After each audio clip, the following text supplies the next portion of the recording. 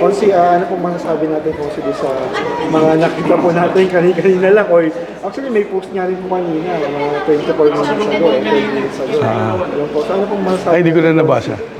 So kung may bago, hindi ko pa siya nababasa. Pero ang gusto ko lang pong malaman ay masaya ako sa una. Sa isang banda, masaya ako na alam na ng mga tao, na lalo na yung mga politiko na nagbibintang na ako po daw si Pasig Daily Update, no, yun ang pangalan niya, na hindi po ako yun. Yan. So yung mga siniraan niya po dati, at mga nakakaawa naman din mga tao na akala tuloy ako nagsusulat, hindi po ako yun. So alam na natin na may ibang personalidad nasa likod nito at hindi ko po talaga gagawin sa inyo yun. At least sana ma-realize nyo na, no? Na magkakatunggali tayo noong 2022 nung election, pero hindi ko po yun gagawin. No? Hindi po talaga, wala po talaga sa aming hanay ng mga tambak-bumbang ang manira ng mga tao, no? At gumawa ng kwento kami based on facts po na kami lagi, no? So ako rin, lalo po ako bilang so hindi po talaga yan, no? So lilinawin ko po again, yun ang pinakanatutuwa ko, hindi po ako yan at nasa likod din po niyan ay mahilig po gumawa ng kasinungalingan. Punto per punto, yung una nga kahapon naghihulaan pa kami kung sino, gulo ng mga statement niya, no? And eventually nung pinost po, gulat po ako, ako pala yun, no? Number one, yung sa 250 na pesos per truck na allegation niya, matagal na po yan, lumang issue 2022.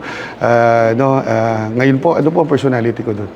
Hindi po ako nagre-release ng permit, no? At siguraduhin ko rin po sa inyo yung napakabuti at napakalinis po nating happy ng TPMO, hindi po yan gagawin. Napakalinis po niyan, no? Napaka-religyoso pa yan si Colonel De Dios. Kaya hindi po yan gagawin na para po magpabayad, no? Humingi ng pabor, dyan. At ako rin po, lalo na po, no? Sino kayo nagtataka nga ako, no? Kasi gumawa kami ng ordinansa dati na hindi pa naman ako konsehal, no? Yan po yung isinulong natin. It was approved by the previous sanggunian na magkaroon po ng discount ang Pasigueño. Automatic po ito, ha. Yung discount na po ito, wala pong kailangan lapitan. Kapag ang address mo po, nagbabayad ka ng tax dito, ang address ng gawaan ng semento or ano man yan, ay Pasig, yung tracking ay Pasig po, automatic po yan, 50% discount po. So kung 500, 250 po ang nabawas. At wala pong humingi dyan. Kaya gusto kong malaman, baka may humihingi. Napakaganda po ng intensyon ng ordinansa ay para po makinabang po ang mga Pasigueño. So definitely, hindi po yun maganda. No? Pangalawa, dun sa 900 billion, nakakatawa, pa rin ako, wala naman na 900, baka nagkamali na naman siya. Kaya sabi ko, binibiro ko na, baka kailangan mo ng researcher, magbibigay ako sa iyo kasi mali-mali yung facts, no? Sinasabi nila sa pinagbuhatan, so nag-check din po kami, no? At alam niyo po, yung katulad niya, yung parang larong bata, kung sinasabi ko po na meron po sa sanggunian, no? Isa sa sanggunian, ay mamatay na po at mapunta po sana sa impyerno kung meron po sa mga miyembro ng sanggunian na yan po ay nanghingi, no? Again po, meron po mga lumalapit sa akin, gustong lalo sa Bambang.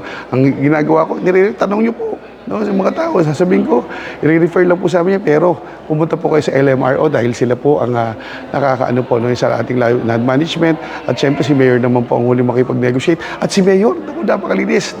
Maniwala po kasi inyo, hindi po para sirain ang ating Mayor, kilala na yan. Kaya yung mga sinungalingan po talagang kailangan pong tapusin na. At katulad po ng sinabi ko kanina doon sa aking privilege speech, wag po tayong magtago sa saya ng sa saya ng Facebook. Kung totoo po sinasabi niyo, lumabas kayo. You can always file a case kung talaga meron po kayong basehan, no? Pero kung ang maglalabanan po natin social media, hindi po talaga. At kawawa po naman yung mga dati. Ngayon, at least, alam niyo na, ha?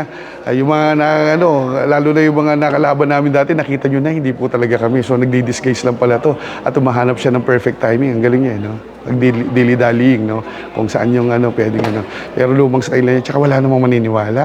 If you're kung totoo pong authentic yung mga sinasabi nyo, lumabas siya.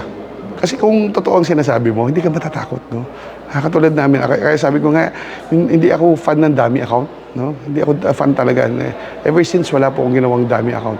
Simula ng laban ko noon dati sa aking opinions at views, political views, always po sinasabi ko yan sa aking page nang wala po, dahil ang lahat ng po sinasabi ko ay base po sa facts. So ngayon, fact po itong sinasabi ko sa inyo, puro kasi nungalingan po yung sinasabi sabi nga ni Mayor, huwag nabanggitin sisikat pa eh. Pero ito po ang masasabi ko lang po sa lahat ng mga vloggers ngayon, ito po yung huling pagkakataon pagkakataon ko magpapa-interview tungkol sa kanya. No, dahil kakalimutan ko na po siya sa buhay ko dahil gusto ko agad magpa-thank you sa iyo, nilinis mo yung pangalan ko dahil sabi talaga nila ako daw yan. Kawawa tuwing eleksyon. Sabihin, ayun na naman si Volta naninira gamit ang Pasig ano. Yung vlog na yan, ngayon at least alam nila. So wala pa naman ako alam na personality kung sino to pero brother or sister kung sino ka man, matakot naman tayo, no? Kasi sinisira mo yung pangalan ng ano at hindi siya, pagdating po nung at the end of, ng lahat ng ito, will we judge, no? Hindi ako religyoso, pero i-judge tayo dun sa taas. At tingnan natin kung gusto mo bang i-judge ka sa ganyan. At nakakalungkot kung ang gobyerno natin ay nakabase sa siraan. Alam mo, magtrabaho lang tayo. Ako, confident ako dito. Kung nagtatrabaho ko, kung hindi nagustuhan ng taong bayan yung trabaho ko, so be it. Pero kung nagustuhan nila, so iboboto naman nila ako. At doon sa mga nagpapakalat, huwag na kayo maano po. Pinag-iisipan ko nga po talaga kung ano pang gusto kong gawin sa buhay ko, no? Dahil after nitong ano. No? Pero sabi ko nga, kung ang papalit sa amin ay mga sinungaling at ganito, ay may tatuhin, kailangan talaga kami siguro sa gobyerno. Kasi kung kayo ang papalit, naku po, kung ganyan po, based on ano, kasunungalingan, kawawa po talaga ang ating bayan. Hindi ko na sinasabi po ang Pasig. Kawawa po ang bayan natin. So, again po, pagpasensya na po kung may mga sabi ko. Pasensya ka na rin kung sino man tong nasa likod nito. Pasensya na kung meron ka mang bossing, kung ano man. Pagpasensyahan mo na kasi we have to retaliate, no? At talagang tawagin kang sinungaling dahil kasinungalingan ang matagal sinasabi mo. So, minsan, truth hurts, do. So, isa kang duwag, isa kang takot, period. Yun lang po. Okay ba? Okay, thank you.